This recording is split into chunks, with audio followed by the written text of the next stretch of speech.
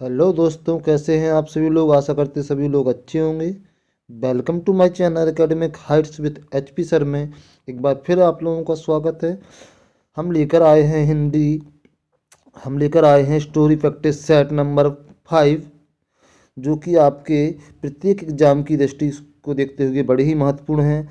परंतु यहाँ आपकी एसएससी जीडी की सफलता, आपकी संकल्प हमारा सीरीज के थ्रू एसएससी जीडी के बड़े ही महत्वपूर्ण क्वेश्चनों की श्रृंखला के साथ उपस्थित हैं। जो लोग चैनल पर पहली बार विजिट कर रहे हैं, प्लीज़ चैनल को सब्सक्राइब कर लें, बेल आइकन को प्रेस कर दें ताकि समय पर नोटिफिकेशंस मिलते रहें।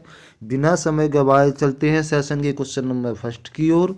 बाकी सभी लोग सेशन को लाइक करेंगे, शेयर करेंगे। सेशन का क्वेश्चन नंबर फर्स्ट ये रहा आपकी स्क्रीन पर। क्वेश्चन को अच्छे से रीड करें प्यारे दोस्तों और आंसर करें बच्चों। मुगल बादशाह अकबर के किस वित्त मंत्री ने दहसाला नामक कराधान की प्रणाली शुरू की थी। दहसाला नामक कराधान प्रणाली आपकी एक प्रकार के भू राजस्व वसूली के लिए यह आपकी बंदोबस्त की गई थी। किसके द्वारा किया गया था? मिर्ज़ा अजीज़ कोका के द्वारा, अब्दुल रहीम के द्वारा, बैरम खां के द्वारा, राजा टोडरमल के द्वारा। Yes, very good. आंसर लेंगे आप लोगों के क्वेश्चन नंबर फर्स्ट के लिए। क्वेश्चन नंबर फर्स्ट के लिए आंसर करें। यस, तो आपको बता दें कि मुगल बादशाह अकबर जो थे, उनके मंत्री वित्त मंत्री कौन थे? राजा टोडरमल। राजा टोडरमल थे जिन्होंने दहसाला नामक कराधान की प्रणाली शुरू की थी। राजा टोडरमल ने शुरू की थी। किसने? राजा टोडरमल ने शुरू की थी, जो कि अकबर के क्या थे? वित्त मंत्री थे। और इस प्रणाली को टोडरमल बंदोबस्त के नाम से भी जाना जाता है। टोडरमल बंदोबस्त के नाम से भी जाना जाता है। 1580 में यह प्रणाली लागू हुई थी। इसका मुख्य उद्देश्य था कि पिछले 10 वर्ष की औसत उपज की कीमतों के आधार पर भू राजस्व वसूला जाएगा। कितनी औसत? 10 वर्ष है ना, पिछले 10 वर्षों की औसत से क्या किया जाएगा? आपका भू राजस्व वसूला जाएगा। क्वेश्चन नंबर 1 के लिए, क्वेश्चन नंबर फर्स्ट के लिए D option is the right answer हो जाएगा प्यारे बच्चों। और चलते हैं सेशन के क्वेश्चन नंबर सेकंड की ओर। सेशन का क्वेश्चन नंबर सेकंड ये रहा आप लोगों के सामने स्क्रीन पर। क्वेश्चन को रीड करेंगे। क्वेश्चन कह रहा है, निम्नलिखित में से किस बादशाह ने दीन ए इलाही निम्नलिखित में से किस बादशाह ने दीन ए इलाही नाम से एक नई जीवन शैली धर्म की शुरुआत की थी? आप लोगों को बता दें, दीन ए इलाही कहने का तात्पर्य ये है कि किस बादशाह ने दीन ए इलाही नामक धर्म का प्रचार प्रसार किया था, शुरुआत की थी। तो आपको एसएससी जीडी 2011 में पूछा गया क्वेश्चन है। ऑप्शन ए बहादुर शाह द्वितीय, option B Jahangir, option C Akbar, option D Shahjahan. चारों ऑप्शन आप लोगों के सामने हैं। आंसर करें प्यारे बच्चों। यस, दीन ए इलाही नाम से एक नई जीवन शैली प्रारंभ की थी। यस, तो आपको बता दें कि 1582 ईस्वी की बात है। 1582 ईस्वी की बात है, जब दीन ए इलाही नामक जीवन शैली की शुरुआत मुगल बादशाह अकबर के द्वारा की गई थी। मुगल बादशाह अकबर के द्वारा की गई थी। और इन्होंने क्या था, मुख्य उद्देश्य क्या था? हिंदू धर्म, इस्लाम धर्म, ईसाई धर्म, पारसी धर्म, जैन धर्म के अच्छे तत्वों को मिलाकर एक नया मार्ग अपनाना, एक नया धर्म बनाना। ठीक है, इनका मुख्य उद्देश्य यह था कि सभी धर्मों का निचोड़ करके एक नया धर्म का निर्माण करना। ठीक है, तो यहाँ पर आपको बता दें, दीन ए इलाही जीवन शैली किसकी? अकबर की, 1582। क्वेश्चन नंबर सेकंड के लिए C option is the right answer हो जाएगा प्यारे बच्चों। और चलते हैं सेशन के क्वेश्चन नंबर थर्ड की ओर। सेशन का क्वेश्चन नंबर थर्ड ये रहा, दारा सिकोह अंततः उत्तराधिकार के युद्ध सामूगढ़ की लड़ाई में किससे हार गया? ठीक है, किससे हार गया था? औरंगजेब से हारा था, मोहम्मद आजम से हारा था, शेरशाह से हारा था, बैरम खां से हारा था। चलिए आंसर करेंगे। दारा सिकोह अंततः उत्तराधिकार के युद्ध में सामूगढ़ की लड़ाई में से हारा था। किससे हारा था? क्वेश्चन नंबर थर्ड के लिए आंसर करेंगे तो आपको बता दें क्वेश्चन नंबर थर्ड के लिए आंसर लेंगे आप लोगों का। यस,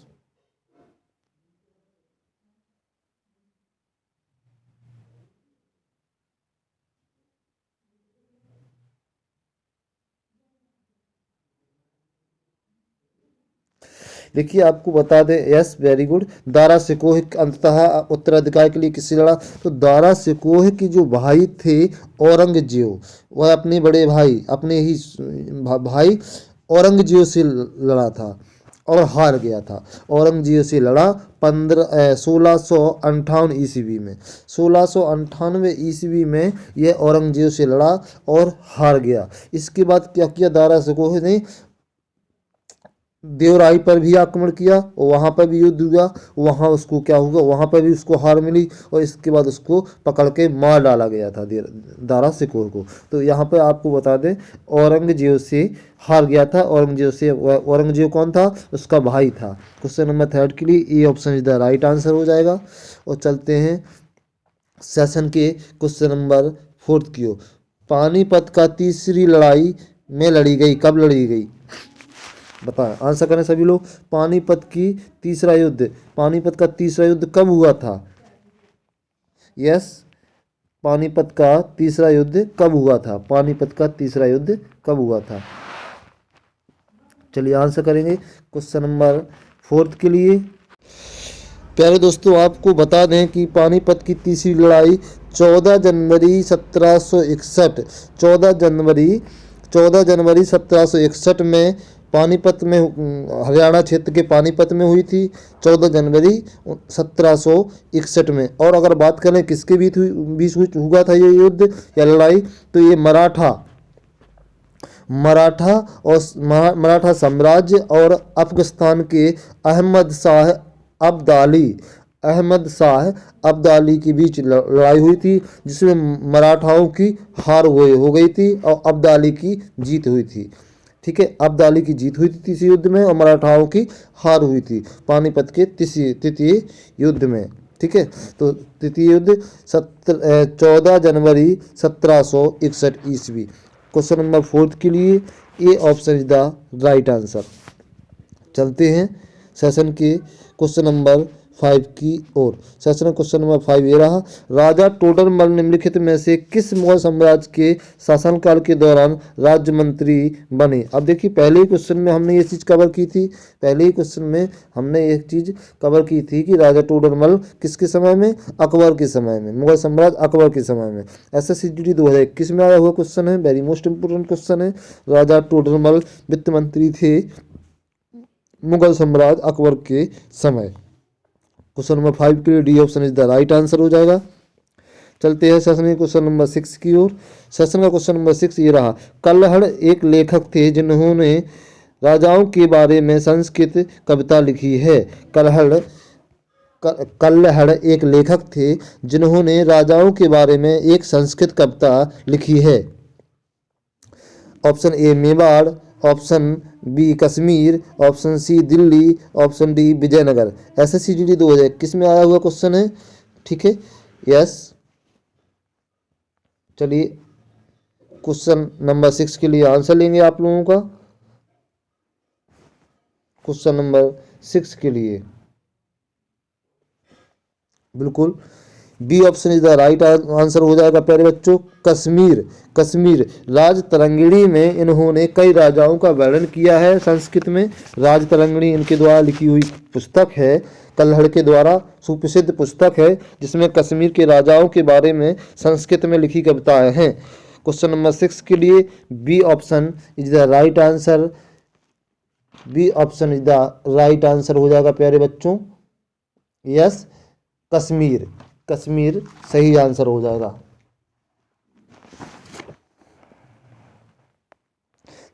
चलते हैं सेशन के क्वेश्चन नंबर 7 की ओर। सेशन का क्वेश्चन नंबर 7 ये रहा आप लोगों के सामने।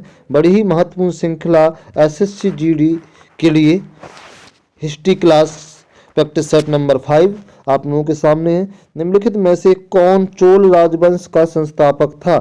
कौन चोल राजवंश का संस्थापक था? क्वेश्चन को अच्छे से रीड करें। कौन चोल राजवंश का संस्थापक था? राजेंद्र फर्स्ट, राजेंद्र सेकंड, विजयालय, राजा राज।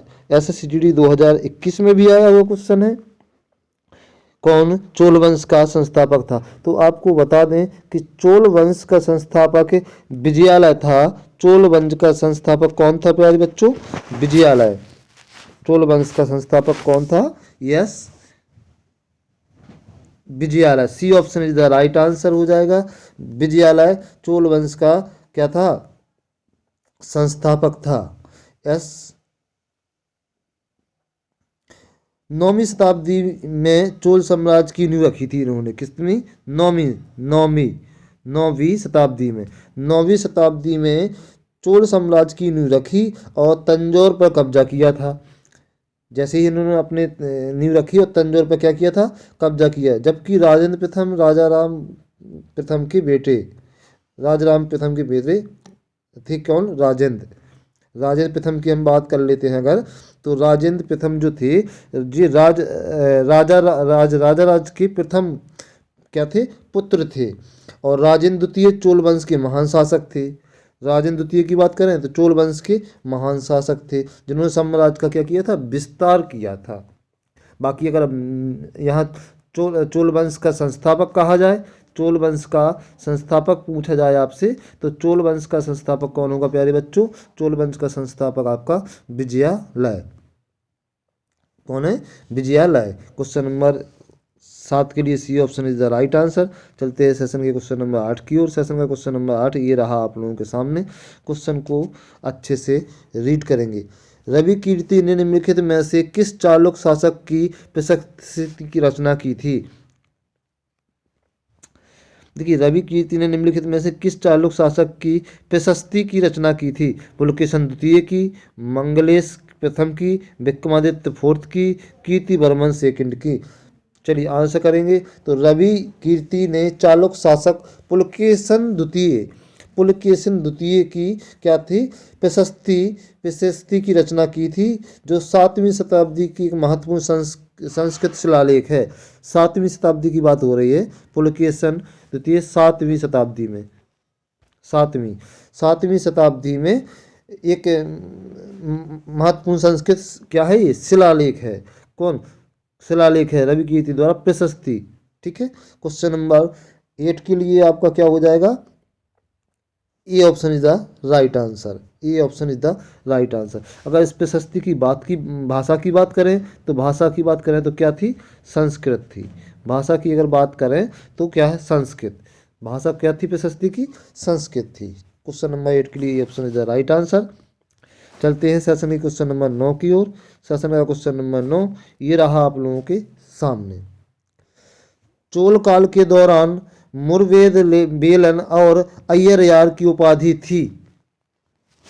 राजा के पुत्र की, सेना के सेनापति की, धनी भूमाफियों की, राजा के मंत्री की। चलिए क्वेश्चन नंबर 9 के लिए आंसर करें। आप लोगों को बता दें कि मुरवेद बेलन क्या हो। मुरवेद बेलन जो शब्द आ रहा है ये क्या है? तो आपको बता दें मुरवेद बेलन 3 राजाओं का किसान हुआ करता था। 3 राजाओं का किसान। भाई 3 राजाओं ने अपने एक किसान को बना लिया। ठीक है। जिसके पास अधिक भूमि हुआ करती थी, धनी व्यक्ति हुआ करता था। और अय्यर जो हुआ करता था, अरैयार जो हुआ करता था वो प्रमुख धनी जमींदार हुआ करता था। वो क्या था? प्रमुख धनी जमींदार। तो दोनों का संबंध किससे है? धनी भूमाफियों से है। तो उस काल के दौरान मुरवेद बेलन और अय्यर यार की उपाधि किसे? धनी भूमाफियों को दी जाती थी। क्वेश्चन नंबर 9 के लिए C option is the right answer हो जाएगा। चलते हैं सेशन की क्वेश्चन नंबर 10 की ओर। सेशन का क्वेश्चन नंबर 10 ये रहा आप लोगों के सामने। कृष्णदेवराव जिन्होंने 1509 से 1529 तक विजयनगर पर शासन किया, किस राजवंश से संबंधित थे? यस। क्वेश्चन नंबर 10 के लिए SSCGD 2021 में आया हुआ क्वेश्चन है। तुगल राजवंश, अराविंद राजवंश, सबुल राजवंश, संगम राजवंश। क्वेश्चन नंबर 10 के लिए आंसर करेंगे। यस, क्वेश्चन नंबर 10 के लिए आंसर आना स्टार्ट भी हो गए आप लोगों के। और बड़ी ही शानदार श्रृंखला के साथ आप लोग जुड़े रहें। SSC GD special history practice set number 5 सफलता आपकी संकल्प हमारा के थ्रू यह सीरीज आप लोगों के सामने। और यहाँ पर सीरीज का आप लोगों को बता दें, सीरीज का क्वेश्चन नंबर 10 आप लोगों के सामने। चलिए क्वेश्चन नंबर 10 के लिए आंसर करें सभी लोग। यस, क्वेश्चन नंबर 10, कृष्णदेवराय जिन्होंने 1509 में से 1529 तक विजयनगर पर शासन किया, किस राजवंश की थे? तो तुगल राजवंश की थे। यस, वेरी गुड, तुगल राजवंश। भाई तुगल राजवंश के थे कौन? कृष्णदेवराय, जिन्होंने 1509 से 1529 तक विजयनगर पर शासन किया। क्वेश्चन नंबर 10 के लिए ये option is the right answer. चलते हैं सेशन ही क्वेश्चन नंबर 11 की ओर। संगम काल के दौरान तमिल क्षेत्र में भूमिहीन मजदूर जिनमें दास भी शामिल होते थे के रूप में जाना जाता था। संगम काल के दौरान तमिल क्षेत्र में भूमिहीन मजदूर जिनमें दास भी शामिल होते थे को किस रूप में जाना जाता था? किस रूप में जाना जाता था? एसएससी जीडी 2022 में आया हुआ क्वेश्चन है। बेल्लार और उझावर। ठीक है, क्वेश्चन का आपका ऑप्शन ए क्या है? क्वेश्चन नंबर 11 के लिए ऑप्शन ए बिल्लालर और उझावर। ऑप्शन बी कड़ैसियार और उझावर, बिल्लालार और अदिमई, और क्या है कड़ैसियार और अदिमई। क्वेश्चन नंबर 11 के लिए आंसर करेंगे। यस, क्वेश्चन नंबर 11 के लिए कदेसियार और अदमई। यस, वेरी गुड, कदेसियार और अदमई, D option is the right answer हो जाएगा संगम काल के दौरान की बात करें तो। चलते हैं सेशन के क्वेश्चन नंबर 12 की ओर। सेशन का क्वेश्चन नंबर 12 ये रहा आप लोगों के सामने। 1756 में सिराज उद दौला के बाद बंगाल के नवाब कौन बने? भाई सिराज उद दौला को कौन नहीं जानता, तो उसी की बात हो रही है। 1756 में सिराज उद दौला के बाद बंगाल का नवाब कौन बना?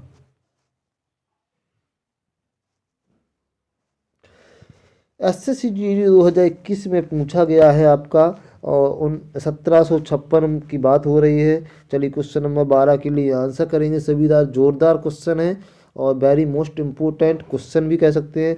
ऑप्शन ए है Mir Jafar, option B Mir Qasim, option C Murshid Quli Khan, option D Alivardi Khan. Question number 12 के लिए आंसर करें तो आपको बता दें कि सिराजुद्दौला। यस, वेरी गुड, यहाँ पे आंसर भी आ रहा है आपके, बिल्कुल। यस यस, यहाँ पे आंसर आना स्टार्ट भी हो गए। 1756 में सिराजुद्दौला के बाद बंगाल का नवाब कौन बना? तो आप लोगों को बता दें, सबसे पहले सिराजुद्दौला के बारे में देख लेते हैं। तो सिराजुद्दौला को ये जो गद्दी, नवाब की गद्दी मिली थी बंगाल की, ये इनको विरासत में मिली थी। इनके दादाजी यानी कि अलीवर्दी खान जो थे, इन अलीवर्दी खान के पोता थे सिराजुद्दौला। कौन थे? ठीक है, पोता थे। कौन थे? पोता थे सिराजुद्दौला। तो इनको क्या है, विरासत में मिली थी, विरासत में बंगाल के नवाब की गद्दी इन्हों को मिली थी, क्योंकि बंगाल के नवाब के जो शासक थे अलीवर्दी खान थे, उन्होंने अपने पोते को गद्दी पे बैठा दिया था। इसके बाद हुआ क्या कि ब्रिटिश सरकार का भारत पर आक्रमण हुआ और बंगाल पर भी इन्होंने अपना स्थायित्व जमाने के लिए अपना एक व्यक्ति जो कि सिराजुद्दौला के राज में भेज दिया, और वह था आपका मीर जाफर ने षड्यंत्र के दौरान क्या हुआ कि मीर जाफर ने अंग्रेजों के साथ मिलकर षड्यंत्र रचा और प्लासी का युद्ध हुआ। प्लासी के युद्ध में सिराजुद्दौला की मृत्यु हो गई, सिराजुद्दौला को मार दिया गया। प्लासी का युद्ध किसके बीच हुआ था प्यारे बच्चों? प्लासी का युद्ध बंगाल के नवाब सिराजुद्दौला और अंग्रेजों के बीच में हुआ था, ब्रिटिश सरकार के बीच में हुआ था, जहाँ पर भी सिराजुद्दौला की हार हुई थी और उसकी मृत्यु हो गई थी। और उसके बाद अंग्रेजों ने मीर जाफर वहाँ का शासक बना दिया था। शासक मतलब नवाब बना दिया था। A option is the right answer, Mir Zafar हो जाएगा। क्वेश्चन नंबर 12 के लिए A option is the right answer. चलते हैं सेशन के क्वेश्चन नंबर 21 की ओर, क्वेश्चन नंबर 13 की ओर। क्वेश्चन नंबर 13 ये रहा आप लोगों के सामने। निम्नलिखित में से किस लड़ाई में ईस्ट इंडिया कंपनी ने मैसूर पर कब्जा कर लिया? मैसूर पर कब्जा कर लिया ईस्ट इंडिया ने किस लड़ाई के दौरान किया? क्वेश्चन नंबर 13 के लिए आंसर करें यस। क्वेश्चन नंबर 13 के लिए आंसर ऑप्शन ए है बक्सर की लड़ाई, ऑप्शन बी श्रीरंगपट्टम की घेराबंदी, ऑप्शन सी प्लासी की लड़ाई, ऑप्शन डी पोरीलूर की लड़ाई। क्वेश्चन नंबर 13 के लिए आंसर करेंगे। क्वेश्चन नंबर 13 के लिए यस। आप लोगों को बता दें कि ईस्ट इंडिया कंपनी ने मैसूर पर कब्जा कर लिया था कौन सी लड़ाई के बाद? तो आपको बता दें श्रीरंगपट्टम की घेराबंदी के बाद। श्रीरंगपट्टम की घेराबंदी की, और श्रीरंगपट्टम की घेराबंदी के बाद क्या हुआ? इन्होंने ईस्ट इंडिया कंपनी ने मैसूर पर क्या किया था? कब्जा कर लिया था। क्वेश्चन नंबर 13 के लिए B option is the right answer हो जाएगा। B option is the right answer question number 13 के लिए। चलते हैं सेशन के क्वेश्चन नंबर 14 की ओर। सेशन का क्वेश्चन नंबर 14 ये रहा आप लोगों के सामने स्क्रीन पर।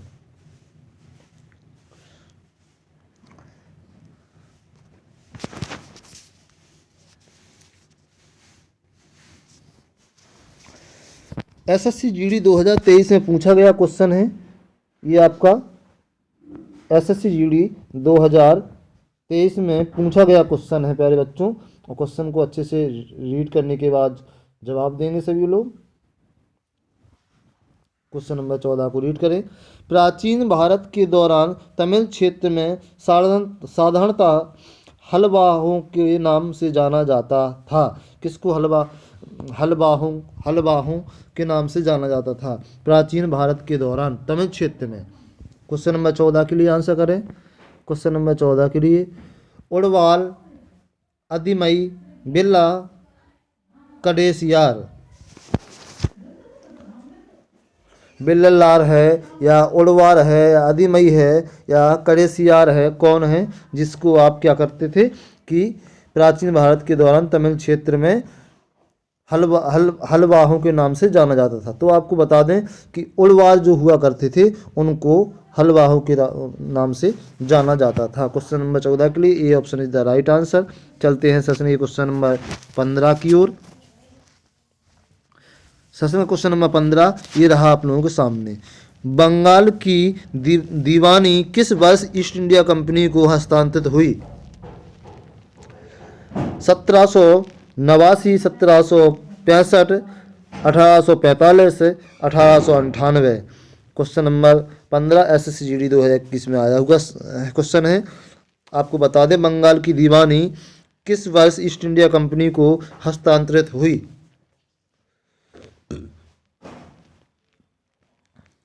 तो आपको बता दें यस। क्वेश्चन नंबर 15 के लिए आंसर लेंगे 1765। यस बिल्कुल सही 1765। 1765 में मुगल सम्राट शाह आलम द्वितीय द्वारा इसका टेस्ट किया गया।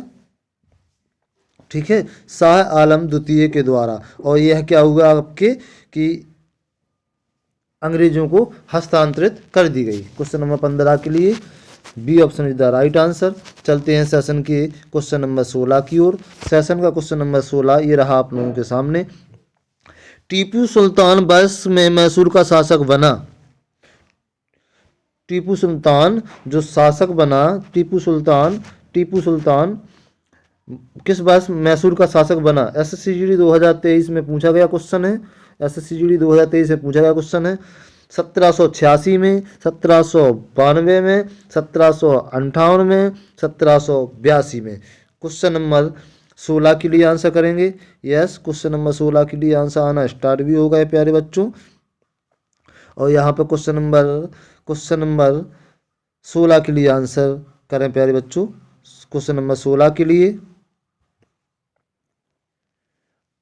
बहुत ही महत्वपूर्ण श्रृंखला के साथ जुड़े हुए हैं। तो आपको बता दें, टीपू सुल्तान अपने पिता हैदर अली की मृत्यु के बाद, टीपू सुल्तान के पिताजी थे हैदर अली की मृत्यु के बाद 1782 में कब 1782 में मैसूर के शासक बने।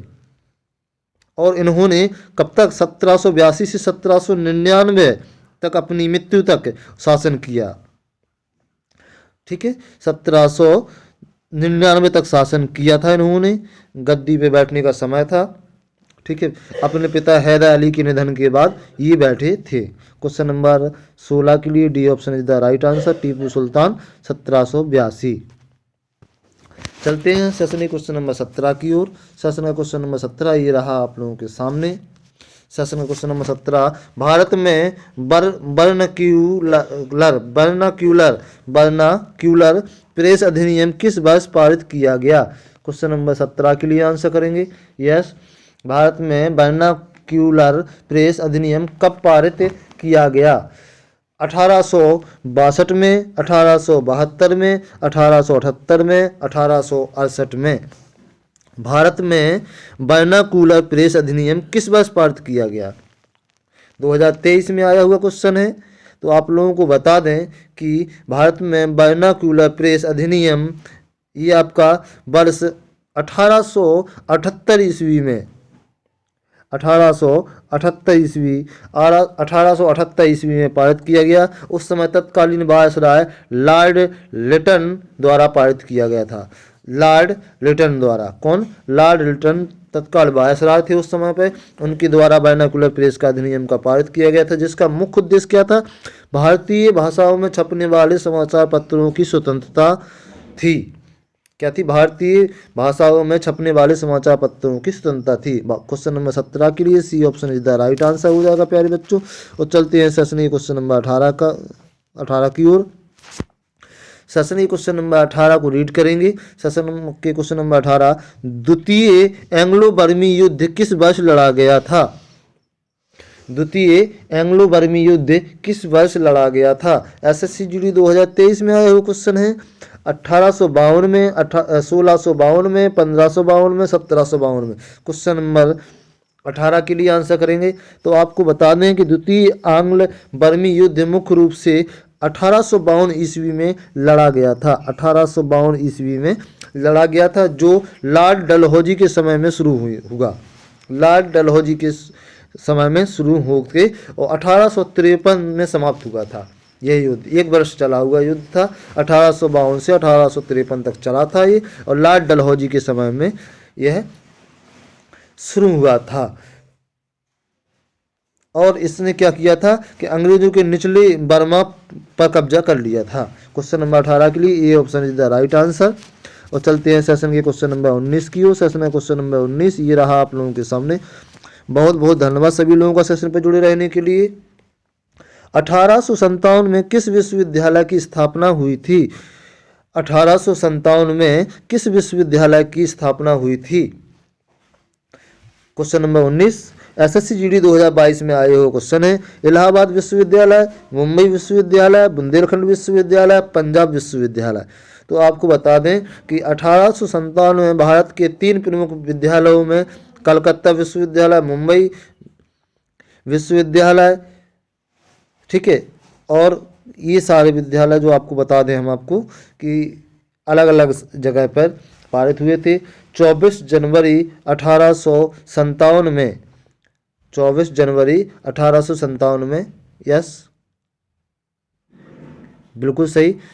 मुंबई विश्वविद्यालय, यस मुंबई विश्वविद्यालय 18 जुलाई 1857 में स्थापित हुआ मुंबई विश्वविद्यालय।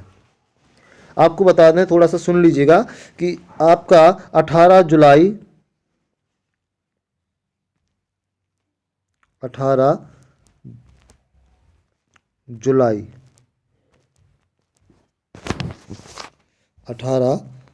जुलाई में क्या 18 जुलाई सन आपका 1857 भी है में मुंबई विश्वविद्यालय, और 24 जनवरी 1857 में कलकत्ता विश्वविद्यालय, और 5 सितंबर 1897 में मद्रास विश्वविद्यालय। ठीक है, तो आप लोगों को एक नोटपैड पर नोट कर लेना है। जहां आपकी डेट ना दी जाए और ऑप्शन को देख के आपको क्लियर करना है। तो यहाँ पर मद्रास विश्वविद्यालय भी नहीं है और आपका कलकत्ता विश्वविद्यालय भी नहीं है, यहाँ सिर्फ बम्बई विश्वविद्यालय है। तो 18 जुलाई 1857 में मुंबई विश्वविद्यालय की स्थापना हुई थी। क्वेश्चन नंबर 19 के लिए B option is the right answer. चलते हैं सेशन की अंतिम क्वेश्चन की ओर। Question number 20। आज हम लोगों ने 20 क्वेश्चनों की श्रृंखला कंप्लीट की है। चलिए, फैक्टर सेट नंबर 5 में अंग्रेजों द्वारा पारित निम्नलिखित में से किस अधिनियम ने भारतीयों को हथियार रखने की अनुमति नहीं दी। भाई, अंग्रेजों ने एक अधिनियम पारित किया जिसमें लिखा गया कि भारतीयों को हथियार रखने की अनुमति नहीं है। कौन सा अधिनियम था? Arms act 1888, arms act 1850, arms act 1878, arms act 1868। Question number 20 के लिए आंसर देंगे yes, very good, 1878। Arms act 1878 में अंग्रेजों द्वारा पारित किया गया था, जिसमें क्या अधिनियम था? भारतीयों को हथियार रखने की अनुमति नहीं दी जाती थी। क्वेश्चन नंबर 20 के लिए C option is the right answer. बहुत बहुत धन्यवाद सभी लोगों का सेशन पे जुड़े रहने के लिए, और प्लीज़ चैनल को सब्सक्राइब जरूर कर लें, बेल आइकन को प्रेस कर दें ताकि आपको समय पे ऐसी क्लासों की नोटिफिकेशन मिलते रहें। फिर मिलेंगे अगली क्लास में, तब तक सभी लोग पढ़ते रहिए, मस्त रहिए, स्वस्थ रहिए। कमेंट करके बताएं कैसी लगी आज की क्लास। बड़ी ही महत्वपूर्ण क्लास है।